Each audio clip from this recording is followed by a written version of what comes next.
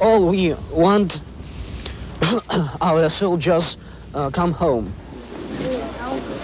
I think this war is not a good thing, but I think that it was our duty. They say it's Russia's Vietnam. But is it doing to the Soviet people what Vietnam did to us? Good evening, I'm Ted Koppel, and this is Nightline. In letters to Pravda, in a recent public forum, Russians are beginning to speak out. Why are we there, one asks. Another demands, let's call a dirty war a dirty war. Remember Vietnam, writes another. The evidence is mounting that the Soviet Union's dirty war is tearing at the fabric of Soviet society. Among our guests tonight, Leonid Zolotarevsky, a Soviet commentator who has covered the fighting in Afghanistan. This is ABC News Nightline. Reporting from Washington, Ted Koppel. It was the event, former President Carter confessed to my late colleague Frank Reynolds, that awakened him to what the Soviets were really like. Mr. Carter was talking about the Soviet invasion of Afghanistan in December of 1979. That same event so outraged members of the U.S. Senate that the SALT II Treaty, which had been signed just a few months earlier by Jimmy Carter and Leonid Brezhnev, would never be ratified.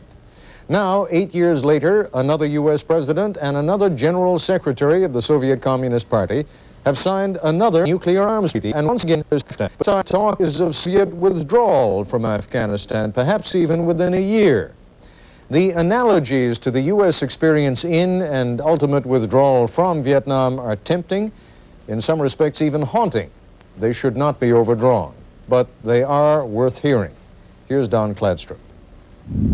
When 19-year-old Igor Ilyin was buried in this Moscow cemetery, so too was part of the truth, that he was killed fighting in Afghanistan, died in a conflict that's claimed at least 12,000 Soviet lives. But Igor's tombstone, like those of others who fought there, makes no mention of Afghanistan, conceals a story Soviet citizens only now are beginning to hear. Judging by the articles written by Soviet journalists from Afghanistan, you could think that Soviet soldiers and officers there are only raising flowers, nothing else.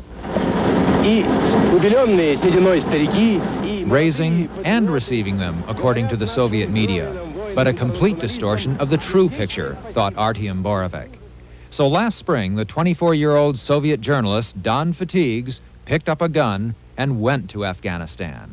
To see the reality, what is happening there, what the soldiers think on this 8th year of this very long and tragic war.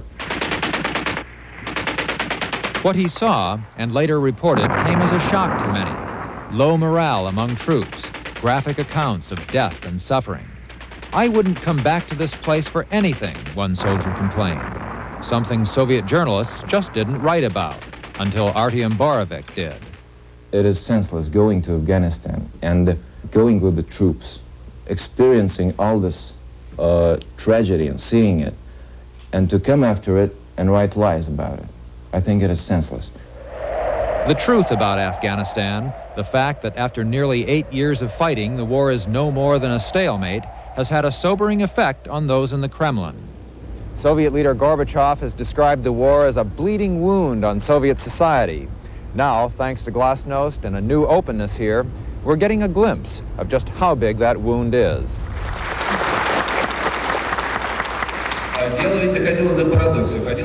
Artyom Borovik's magazine sponsors a public forum.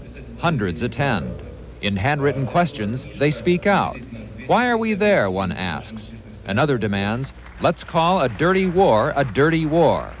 Remember Vietnam, writes another. Discontent is expressed elsewhere, too. In a letter to Pravda, an angry father asks why there is no obituary for his son. One might think he was killed in a drunken brawl, the father complains. What are we ashamed of? On Soviet television, a documentary includes the anguished accounts of those who survived. No matter what, I know that the feeling of having done something dirty, alien to a human being, will live in me. The stain will remain on me. While Glasnost has provided a freer atmosphere for discussion and debate, it's also revealed a side of Soviet society that's of growing concern, where problems like drugs, draft dodging, and anti-war activity have begun to emerge. Not that Moscow University is about to become another Berkeley, no way, but the sounds some students are making are not all that different. All we want our soldiers come home. I think this war is not a good thing, but I think that it was our duty. Our duty to But help. I don't believe my government. I'm sorry? What did you say? Я не смогу выразить, я считаю, что мы должны... I can't express myself, he says, but I think we should withdraw our troops. Such criticism, made openly, was unheard of before Glasnost. That, and pumping Western reporters for information. And I want to ask you, what is your opinion?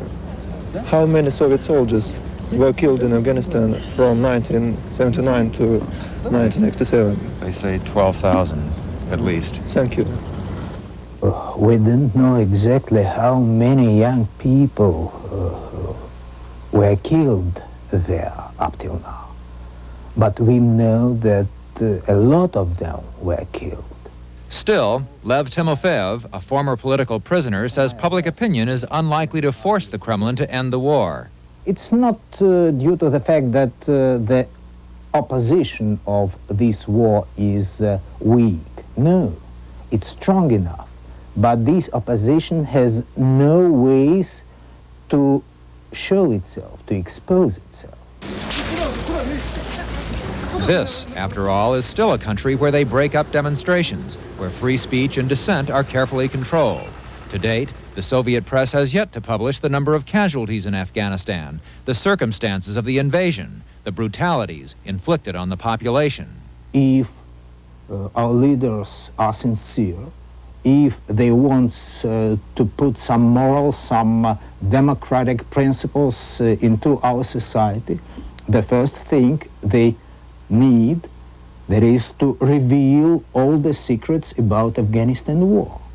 I think you see 100% truth about Afghanistan will be said right after the war is ended. I really think, I really feel, I really hope it will be ended soon. But for some, it may never be. For veterans like 30-year-old Valery Burkhoff, who was seriously wounded and now walks on artificial legs. Like Americans in Vietnam, coming home has not been easy.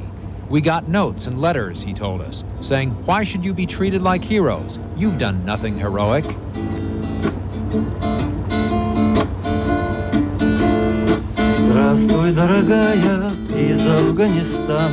Valery and his buddies are now fighting a new war against public indifference. They would like a monument to those who fought in Afghanistan, a healing of what some have called the country's deepest moral wound. The Soviet army, however, is still training soldiers for Afghanistan, indoctrinating young recruits in the tactics of war and revolutionary socialism. But there's a growing weariness, a feeling that what started 8 years ago must be ended soon. Talk to a woman, to a mother who lost her son in Afghanistan. Talk to anybody. Everybody will tell you that we should end it. Was it a mistake? For soldiers like Igor Ilyin, it's too late for such questions. But the epitaph on his grave may answer, was the price really worth it? You left life suddenly, it says, but you leave sorrow forever. This is Don Kladstrup for Nightline in Moscow. When we come back, we'll be joined by Leonid Zolotarevsky, a Soviet state television commentator who covered the war in Afghanistan from 1980 through 1984. And by ABC News White House correspondent, Sam Donaldson. This is ABC News Nightline, brought to you by Le Menu Dinners. Le Menu Master Chef André Lemazier. When I was a boy, my father ran a hotel famous for its fine food. He would say, to combine burgundy and sherry is to create a sauce that is a celebration of beef. Today at Le Menu, we celebrate beef. my father would be proud. Le menu, fine food in the French tradition. Make him a legend in his own time. Give him British Sterling Musk or the original fragrance in special gift packages from the British Sterling collection. British Sterling, the legend continues.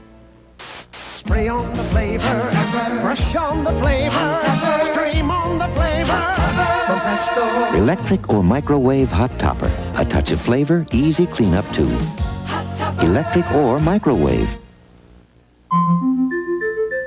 There are so many different breeds of puppy in the world. Why settle for one of them when you can have a little bit of all of them in a mutt? Presenting Chris Mutt, just $10 at Target, and Baby Chris Mutt, just $5. Or give both for just $12. Chris Mutt and Baby Chris Mutt.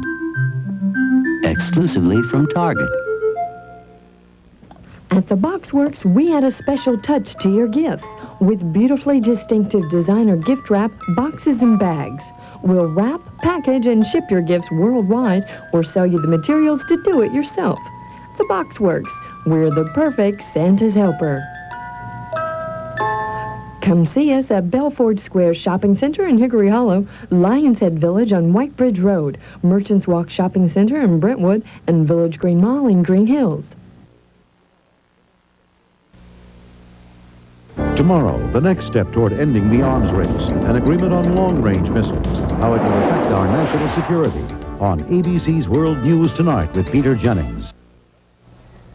Leonid Zolotarevsky has been a current events commentator for Soviet television for the past 30 years and recently has served with my colleague Peter Jennings as the Soviet co-host of the Capital to Capital series broadcast live by ABC and the Soviet Union. Mr. Zolotarevsky wrote a book on his experiences in Afghanistan entitled Afghan Reporting. He is with us now in our Washington bureau. Also joining us in Washington is ABC News Chief White House correspondent Sam Donaldson.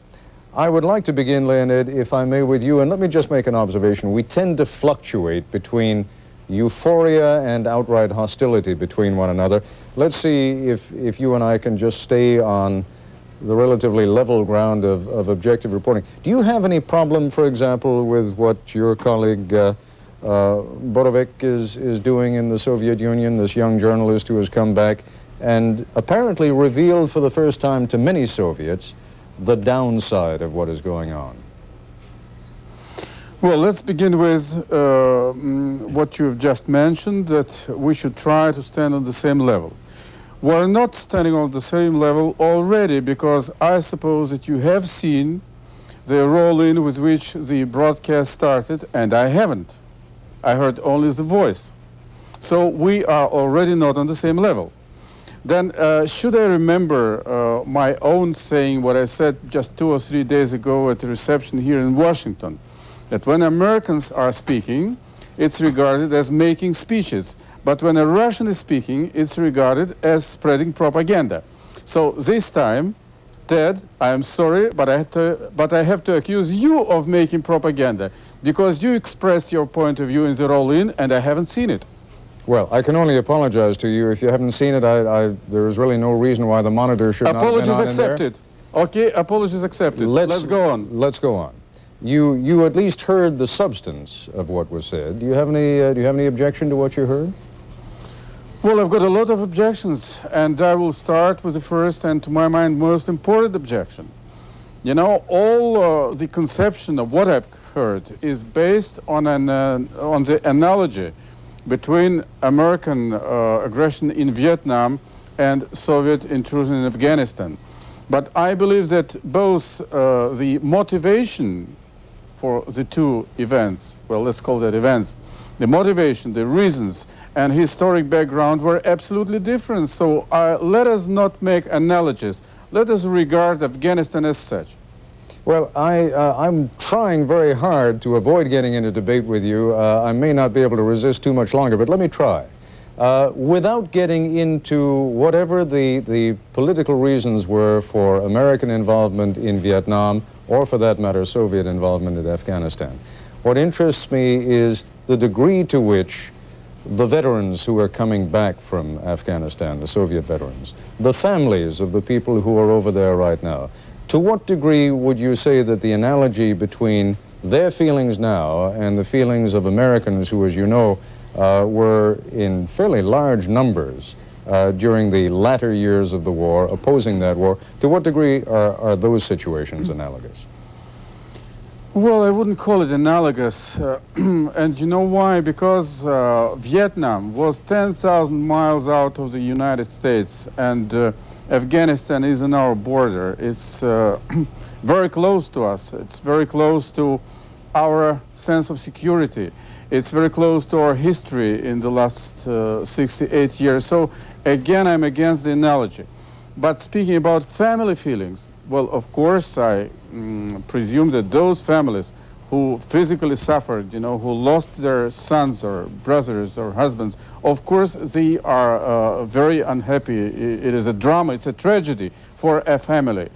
But I believe that speaking about Afghanistan these days, when our leaders are considering this is as a political problem, as a problem to be, well, in any way solved, resolved, or at least, you know, probably moved away from the major parts of our cooperation. This, we have to regard it in a different way. Though I would agree that for a family, a loss of a son or a husband or anybody is a tragedy, sure. Sam, give me a foretaste, because we'll come back to this in just a moment. I know the subject came up in the bilateral talks today between the President and the General Secretary. Any progress made? Well, apparently no progress was made, at least from the United States side. You know, Ted, the analogy is not how each country got into Vietnam or Afghanistan. The analogy now is getting out. The United States finally got out of Vietnam because we didn't win. The North Vietnamese won. The Soviet Union is looking for a way now to get out of Afghanistan because they haven't won. In 8 years, the Mujahideen still have the countryside, still are inflicting terrible casualties. We saw the grave of a young man there, and you heard him. They've got to try to figure out a way to get out. The United States says, withdraw. And the Soviet Union is saying so far, yes, we want to withdraw, but the Mujahideen have to lay down their arms now. And you have to stop supplying weapons to them now. And Washington says, not yet. All right. On that point of disagreement, I'll give you two a chance to exchange ideas when we come back. We will continue our discussion in a moment.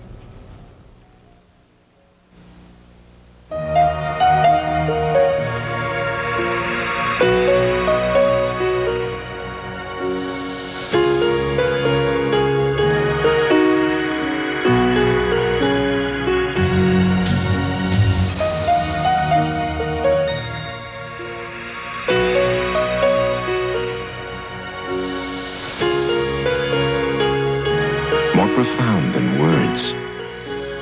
Diamonds. Know how Hoover gives you real power in a canister cleaner? No. The exclusive Quadriflex agitator gets down so deep and picks up so much, it does a whale of a job. It does a bear of a job. Dimension 1000. Hoover keeps making it better. You probably can't name the first name in copiers. But for meeting the needs of every size business relies on the most popular copiers in America. From personal to high-performance copiers, the choice is Canon.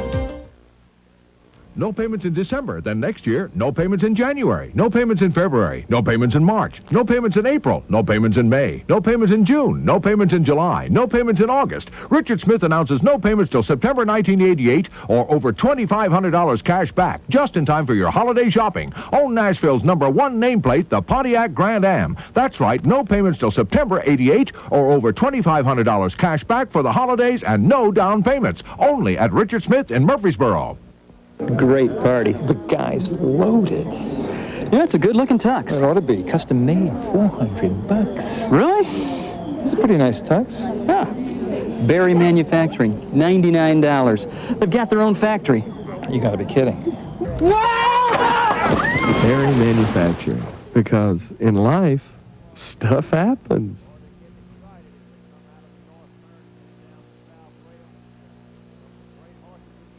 Spend a special day, join the celebration. Spend a special day with us. Register in the mall to win Santa's Beeman Suzuki Samurai. Listen to Y107 for details. In this special season filled with holiday cheer, we wish you Merry Christmas and a Happy New Year. Hickory Hollow.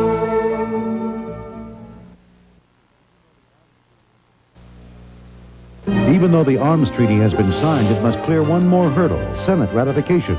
Its chances for passage tomorrow on ABC's World News This Morning before Good Morning America. Tomorrow, we'll look at the conclusion of the historic Reagan-Gorbachev summit. How much closer are we to world peace? We'll be talking with Secretary of State George Shultz. Tomorrow on Good Morning America. Continuing our discussion with Leonid Zolotarevsky and Sam Donaldson. Incidentally, Leonid, I checked during our commercial break with our stage manager in your studio and was told that, in fact, the monitor was on. You could have seen it. I do understand there was some light that made it difficult for you to see it, but it was there, and I think you were being just a little bit disingenuous. Let's get back now to the issue, however, of Soviet withdrawal from Afghanistan. Do you agree that in that respect the situations are analogous between the United States withdrawal from Vietnam and the position that the Soviet Union is in today? I don't think so. You know, of course, one can always find some analogies. But this time, I believe, it's more fruitful to view the situation as such and not to draw analogies, you know, with what happened 15, 17 years ago. Fine. Let's talk about let's talk about the present. What is it that is necessary for the Soviet Union to withdraw from Afghanistan? I mean, why does that depend upon whether or not the United States sends weapons to the Mujahideen? Well, I think that's as simple as that, because until you're sending stringers and other modern weaponry to Mujahideens, or what you call Mujahideens, until that time, the national reconciliation, the process of national reconciliation cannot be carried out. And we both, at last, it is stated by your leaders and by your administration, we both are interested in eliminating the Afghan conflict as a regional conflict. So how can we do it if one side goes on supplying arms and whatever you supply to Mujahideens, and the other side just withdrawing, leaving thus the Afghan society, the Afghan government, in a very strange position. Am I missing something, Leonid? Or, I mean, what aircraft, what helicopters would the Mujahideen be shooting at with their Stingers if the 115,000 Soviet troops now there withdrew? There wouldn't be any reason then. Why does not in your mind, the withdrawal of 115,000 Soviet troops automatically make answering your question, Ted. Yeah.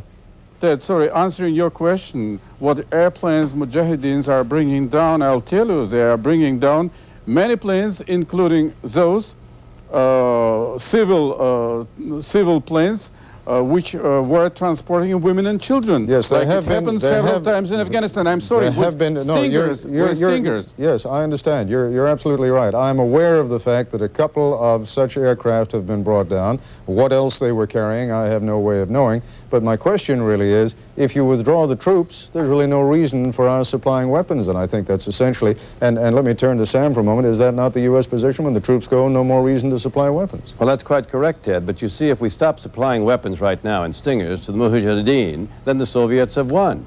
They can withdraw and their puppet government will remain. There will be no national reconciliation from the standpoint of Afghans whose country was invaded taking back their government. It's like in Vietnam. If we could ever have stopped the North Vietnamese from supplying the Viet Cong, well, great, we'd be in Cameron day to day. But life doesn't work that way. Sorry, Sam, I would not speak about it as the Soviet Union winning or not winning in Afghanistan, because as far as I understand my country's position, we're not going to win. We don't need to win. Well, at least, sorry, I've not finished. I'm trying to agree with you. Yes, you have not won, and you are not going to win, and I agree. No, it's not a matter of military winning or losing.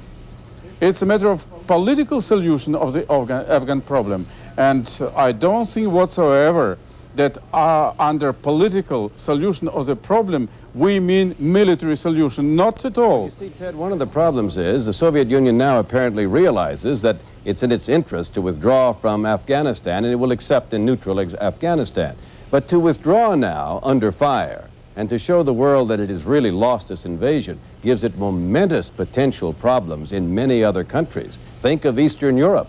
Remember just a few years back to Czechoslovakia, to Hungary, to what almost happened in Poland. If the Soviet Union withdraws from Afghanistan, I think so the Riesling goes in the Kremlin, under fire, driven out of the country. Well, where will it end? Leonid will give you a chance to respond when we come back after this commercial message. We'll continue in a moment. And now another page from ABC's Olympic Diary. The Chicago suburb of Northbrook, Illinois has never hosted an Olympics, but over the last 30 years, it has produced a lot of Olympic speed skaters. Northbrook, population about 20,000, put a skater on every Olympic team from 1960 through 1984. And these young Olympic hopefuls in training will try to continue that tradition. Bill Cosby is Leonard in the action-packed hit movie Leonard Part 6. Leonard? And Leonard is back to save the world again. Leonard!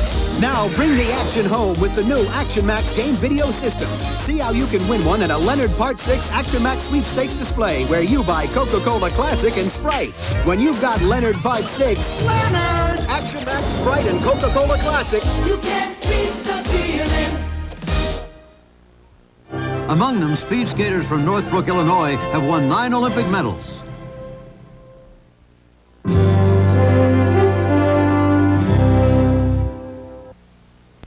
See this phone? This is my store. And for years, my store was at the mercy of AT&T. But now, with MCI, I finally have an 800 service that charges me only for the actual distance of the calls we get and can tell me where every one of those calls is coming from. And that makes this a better store. Until you call, you'll never know how much better a long-distance company can be. MCI. Let us show you. When you're taking pictures, make it snappy. When you want them fast, make it snappy. Get yourself the camera, Canon Snappy, with colors that are stylish. For when you're feeling stylish, cause there's nothing hocus pocus when you've got your shot and focus. So when you're taking pictures, make it snappy. Snappy S. When you want them fast, make it snappy. Snappy S. The Snappy S. A lot of Canon for a little money. Make it snappy. Canon, official 35mm camera of the 1988 Winter Olympics. The essence of the emerald, captured in a fragrance. Surround yourself in its mystery. Emerald.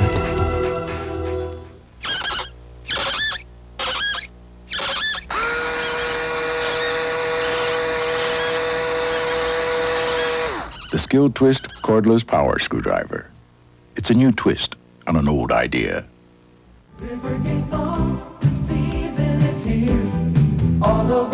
This Christmas, you can find the Jarman Kidskin shoe with popular leather uppers, leather lining, and all-leather soles. Great for dress or casual. Choose brown, burgundy, or black at Jarman. Broadnacks, featuring ladies' precious stone and diamond rings from $4.99 to $14.99. Ladies' 10-carat sapphire and diamond bracelet or 1-carat tennis bracelet, your choice, $9.99.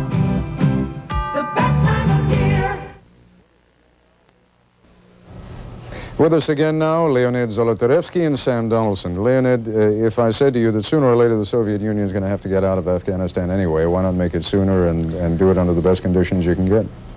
So my main disagreement now with what Sam has said previously is, you know, you are considering two parties participating in the Afghan conflict. That is Mujahideens on one side and the Soviet army on the other side, which is absolutely wrong, because there is this third party which is no less important and probably more important than those two. I mean, the Afghan army and the Afghan government, you know. Well, suppose the Soviet troops will withdraw, as Sam said, under the fire of Mujahideens armed with American armaments.